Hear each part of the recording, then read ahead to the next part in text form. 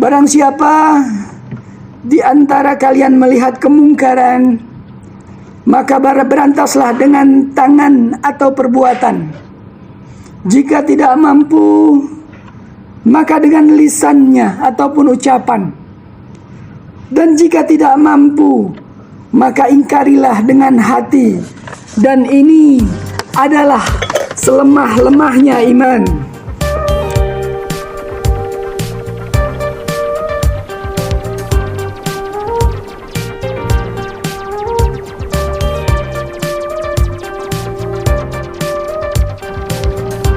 Sebagai seorang mukmin, kita juga diperintahkan untuk tidak berhenti menimba pengetahuan sampai kapanpun dan dimanapun. Dengan pengetahuan itulah seorang hamba bisa lebih bermakna di sisi Allah. Dengan pengetahuan itu, Sang Pencipta bisa dikenal dan selanjutnya diimani.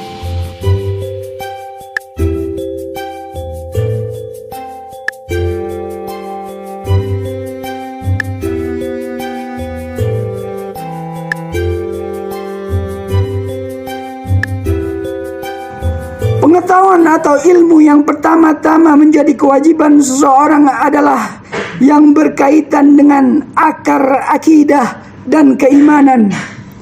Disusul dengan pengetahuan tentang ibadah-ibadah yang menjadi pondasi seseorang mukmin atas keimanannya.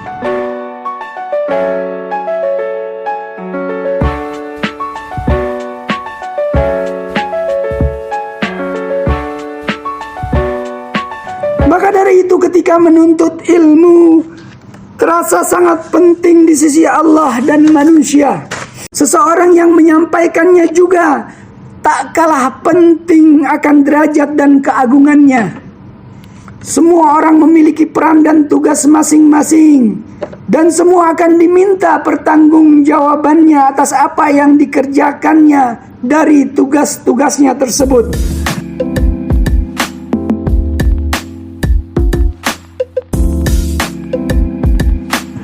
Dalam hal ini seorang pendidik, pengajar atau ulama yang ingin bereputasi baik dan mulia di hadapan Allah, maka haruslah memiliki kriteria yang agung lagi pada terpuji di mata Allah. Yang menjadi pokok ulama adalah man alima wa amila wa allama. Orang yang berilmu, mengamalkan ilmunya, sekaligus menyebarluaskannya apa-apa yang ia ketahui. Demikian itulah mereka yang akan memiliki derajat mulia. Jika satu syarat kosong, jika ulama melepas diri untuk berperilaku dari apa yang ia telah ketahui, maka ia layaknya seperti lilin yang membakar dirinya demi menerangi sekitarnya. Seperti jarum yang bisa menyatukan kain dan digunakan untuk menutupi aurat, sedangkan ia sendiri telanjang.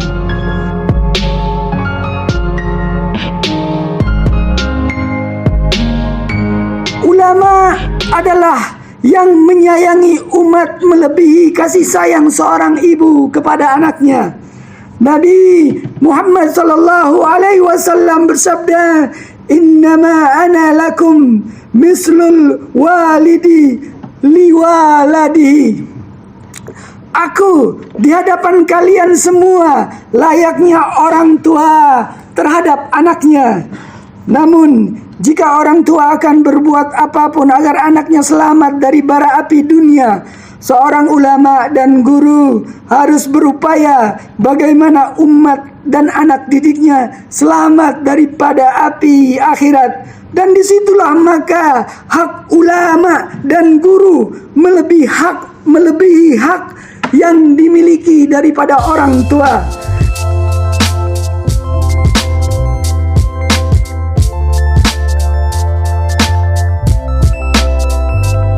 Niatnya juga haruslah tulus, bukan bertujuan untuk mencari panggung, pujian, pemberian dan keuntungan lain-lainnya. Hanya ridha Allah semata. Karena niat yang tulus itulah yang menjadi ruh dari setiap amal seseorang. Ulama dan guru haruslah memiliki jiwa penyelamat tanpa pamrih. Maka ia akan selalu mengupayakan umat atau muridnya agar tidak terpecah dalam permusuhan, dalam kebencian, dalam perilaku tercela lainnya.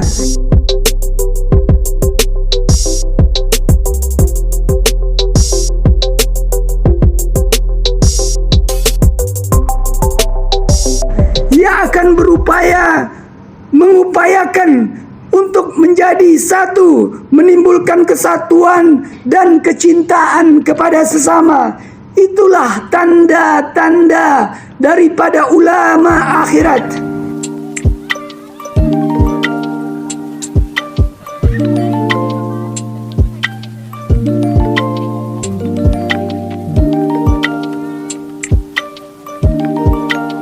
Ketika derajat seorang ulama dan guru itu akan mendapatkan pujian dari Sang Khalik, maka yang gagal menjalani jalannya yang berat juga akan mengundang caci maki dan murka daripada Allah Subhanahu wa taala. Yakni ulama yang bertujuan duniawi semata, mencari kenikmatan dan kesenangan yang ada di dalamnya saja. Ia hanya menjadikan ilmu sebagai alat dan perantara yang akan mengantarkan dirinya pada sebuah posisi dan kedudukan di hadapan umat. Inna asyaddun nas adzaban yaumal qiyamah alimul lam yanfa'hullahu bi'ilmihi.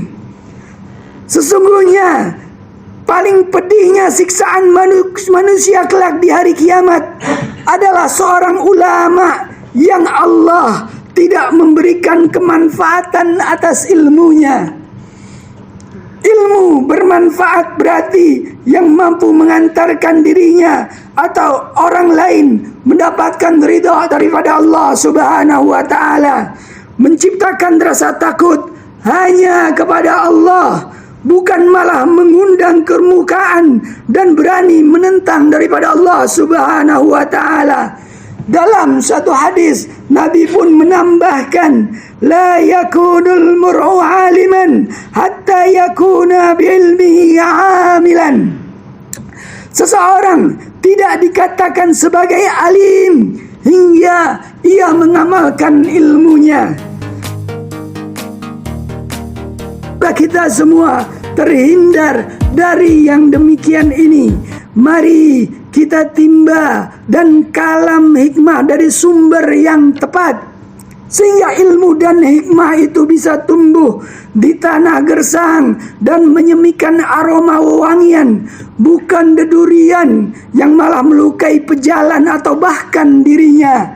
Sebagai penutup, Nabi Muhammad sallallahu alaihi wasallam memperingatkan kita sebagai umat akhir zaman ini, yakunu fi akhir zaman ubadun juhalun wa ulama'un fasaq.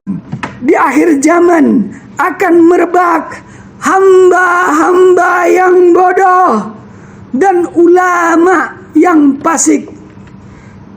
Dan sekarang kita dalam posisi tersebut. Ibarat hari, kita hidup di saat matahari sudah menenggelamkan sebagian tubuhnya di peraduan.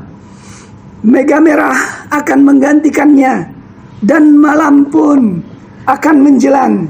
Semoga Allah Subhanahu wa taala takdirkan kita untuk dapat menemui atau mendapatkan guru ataupun ulama yang dapat membawa kita kepada kecintaan terhadap Allah, kecintaan terhadap Rasul-Nya, mengajarkan ilmu yang tentunya dapat menuntun kita hingga kita selamat di dunia maupun di akhirat. Amin, amin ya rabbal alamin.